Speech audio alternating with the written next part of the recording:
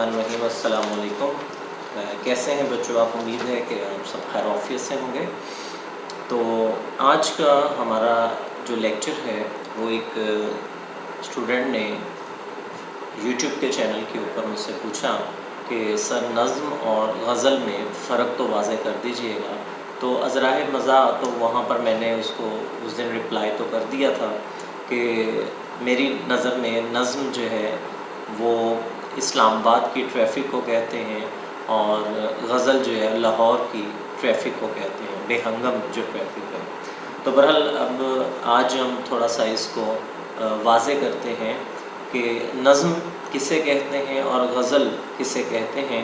उर्दू अदब के अंदर नज़्म जो है, सबसे पहले मैं उसकी कुछ जो है वो तारीफ़ आपके सामने रखता हूँ ताकि बुनियादी तौर पर आपको ये चीज़ समझ आ जाए। पहली बात तो ये है कि ये दोनों असनाफ़ सुख़न हैं। शायरी चूँकि बेसिकली उर्दू को दो हिस्सों में तकसीम किया जाता है, शायरी के अंदर और नसर के अंदर। तो हिस्सा शायरी के अंदर ये मज़ीद दो इक़साम में इसको तकसीम किया जाता है अपनी आसानी के लिए।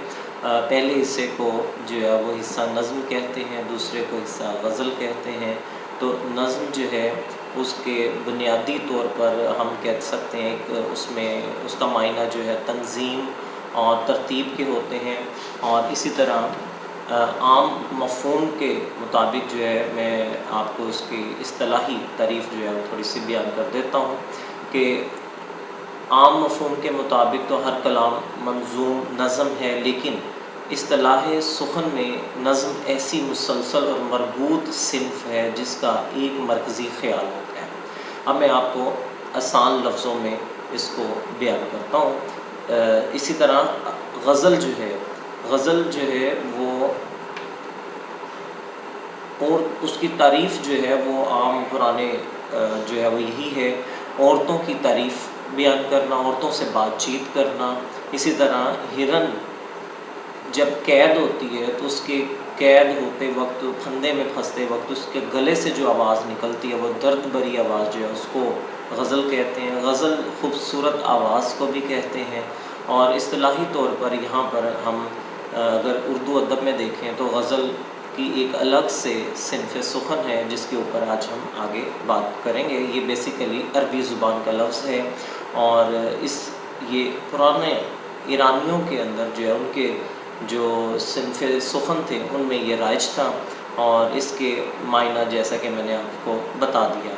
तो अब हम जो है वो बुनियादी तौर पर इसके आपस में ये तो हो गया कि नज़्म और गज़ल क्या होती है।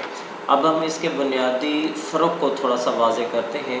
नज़्म, जैसा कि मैंने आपसे बात की कि इस्लामाबाद की ट्रैफ़िक को नज़्म कहते हैं, बड़ा नज़्म व ज़ब्त और एक लाइन के अंदर, लैन के अंदर जो है वो वहाँ पर जो है वो यही आवाम जो है बिहेव करती है। तो बहरहाल कि एक तसलसल होता है इसके अंदर, इसका एक मौजू होता है और उस मौजू के तहत जो है ये तमाम अशार जो है वो कहे जाते हैं। जबकि गज़ल के अंदर तसलसल नहीं होता और उसके अंदर जो है वो कोई मौजू भी नहीं है, कोई उन्वान नहीं है जिसके मुताबिक जो है वो गज़ल कही जा सके। बल्कि यूँ कहना गलत नहीं होगा कि गज़ल का हर शेर अपने अंदर एक नज़म लिए हुए छुपा होता है, क्योंकि उसका हर शेर का मफ़हूम अलहदा होता है, अलग होता है। यही वजह है कि आपको एग्ज़ामिनेशन पॉइंट ऑफ व्यू से जब मैंने ये कहता होता हूँ कि नज़म के अशार की तशरीह आप इकट्ठी कर सकते हैं, जबकि गज़ल के अशार की तशरीह आप इकट्ठी नहीं कर सकते। तो इसी तरह जो नज़म है उसके अंदर लिखते वक्त एक ख़याल होता है और ख़याल का पाबंद होता है शायर शायरी करते वक्त, जबकि गज़ल के अंदर ख़याल की पाबंदी ज़रूरी नहीं होती। वो हर शेर के अंदर जो है वो मुख्तलिफ़ अपना अंदाज़ जो है वो अपना सकता है। इसी तरह जो नज़्म है उसमें अशार की जो है वो पाबंदी नहीं होती, जबकि गज़ल के अंदर अशार की पाबंदी होती है और कम अज़ कम 5 अशार जो है वो लाजिम हैं गज़ल के अंदर। तो फिर हम उसको कहते हैं कि गज़ल है। नज़्म की तरफ अगर देखा जाए तो नज़्म की मुख्तलिफ़ इक़साम हैं। दो असनाफ़ सुख़न के एतबार से भी हैं और हियत के एतबार से भी हैं। تو اگر ہم کہیں کہ یہ قصیدہ ہے، یہ حمد ہے، نعت ہے، اور مرثیہ ہے، منقبت ہے، نوحہ ہے، وہ مختلف انداز. اسی طرح نظم کی مزید اقسام، پابند نظم، آزاد نظم، اور مختلف جو ہے وہ اور بھی ہیں. تو اسی طرح اس کے اندر جو ہے وہ جب ہم کسی صنف سخن کے اندر نظم کی کسی قسم کی بات کرتے ہیں تو اس میں مختلف حیت کے اعتبار سے پابندیاں ہوتی ہیں، جس میں سب سے پہلی اگر ہم دیکھا جائے تو 3 مصروں پر مشتمل نظم جو ہوتی ہے، یعنی کہ ہر بند اس کے 3 مصرے اگر ہوتے ہیں تو اس کو ہم ثلاثی کہتے ہیں. ٹھیک ہے جی. تو اس کے اندر اس کے 2 اقسام ہیں ثلاثی کے اندر بھی. ایک جیپنیز سے آئی ہے جس کو ہائیکو کہتے ہیں، اس کے 3 مصرے ہوتے ہیں. اسی طرح مائیا ہے اردو کے اندر، اس کے بھی 3 مصرے ہوتے ہیں. اور اسی طرح اگلی قسم جو ہے وہ ربائی کہلاتی ہے. ربائی ہر بند کے اندر جو ہے اس کے 4 مصرے ہوتے ہیں. اسی طرح مخمس ہے، اس کے 5 مصروں پر مشتمل نظم کو مخمس کہتے ہیں. جیسے برسات کی بہاریں ہمارے شامل نصاب جو ہے وہ موجود ہے، نظم ہے. اسی طرح مسدس کہتے ہیں ہر ایسی نظم جس کے بند میں 6 مصرے ہوتے ہیں. جیسے کہ بڑی مشہور نظم ہے مسدس حالی، جسے مد و جزر اسلام بھی کہتے ہیں، تو مولانا الطاف حسین حالی کی لکھی ہوئی مسدس حالی. تو اسی طرح اگر ہم دیکھیں تو قطع ہے، مثنوی ہے. اور قطع اگر ہم قطع کی بات کرتے ہیں، اخباری تراشوں کے اوپر آپ نے سائٹ پر دیکھا ہوگا قطع، تو ہر دوسرا مصرع جو ہوتا ہے وہ اس کے اندر قافیہ موجود ہوتا ہے، اور 4 کم از کم مصروں پر مشتمل قطع ہوتا ہے.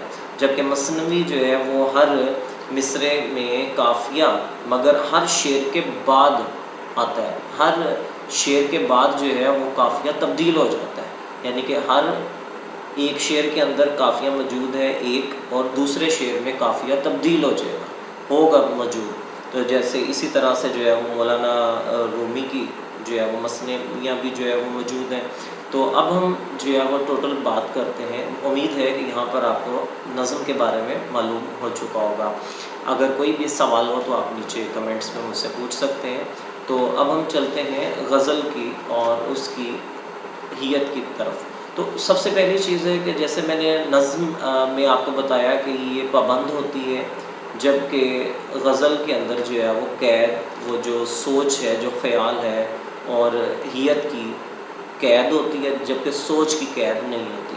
حیت کی قید اس طرح سے ہے کہ جیسے میں نے آپ کو بتایا کہ پہلی 5 اشعار پر مشتمل ہونا ضروری ہے اس کا. تو اس کے اندر جو ہے وہ الگ خیال ہوتا ہے، ہر شعر کے اندر جو ہے ایک الگ خیال ہے. اور اسی طرح ہر شعر میں جو ہے وہ غزل کے اندر جو ہے قافیہ، ردیف، مطلع، مقطع، یہ اس کے ایلیمنٹس ہیں، یہ اس کے عناصر ہیں جن کا ہونا جو ہے وہ ضروری ہے. اس کے بغیر جو ہے وہ پھر غزل ممکن نہیں ہے. اور مطلع، مقطع، قافیہ اور ردیف، اس کے بارے میں میں آپ کو پہلے لیکچرز میں بتا چکا ہوں. مزید تفصیل کے لیے جو ہے میں آپ کو اس کے ڈسکرپشن کے اندر لنک سینڈ کروں گا، آپ اس کو بھی ضرور سنیے گا. تو امید ہے کہ یہاں تک آپ کو یہ بات سمجھ آ گئی ہوگی. آپ کی کچھ مزید واضح کرنے کے لیے میں اپنے یہ اردو نوٹس کے اندر سے آپ کو ایک نظم کے چند اشعار اور پھر اس کے بعد غزل کے چند اشعار جو ہے وہ پڑھتے ہیں، تاکہ آپ کو مزید جو ہے وہ وضاحت جو ہے وہ ہو جائے. اب میرے پاس جو ہے وہ ایک نظم ہے جو میدان کربلا میں گرمی کی شدت، یہ ایک مرثیہ ہے. تو مرثیہ نگاری ہے. اب اس میں دیکھیں میر انیس کا اس کے ہر بند کے اندر جو ہے وہ 6 مصرے جو ہے وہ موجود ہیں. تو یہ بھی ایک نظم کی قسم ہے مرثیہ. تو میں آپ کے سامنے پڑھ دیتا ہوں. گرمی کا روز جنگ کی کیوں کر کروں بیاں، گرمی کا روز جنگ کی کیوں کر کروں بیاں، ڈر ہے کہ مثل شمع نہ جلنے لگے زباں. وہ لو کے الحذر وہ حرارت کے الامان، رنگ کی زمین تو سرخ تھی اور زرد آسماں.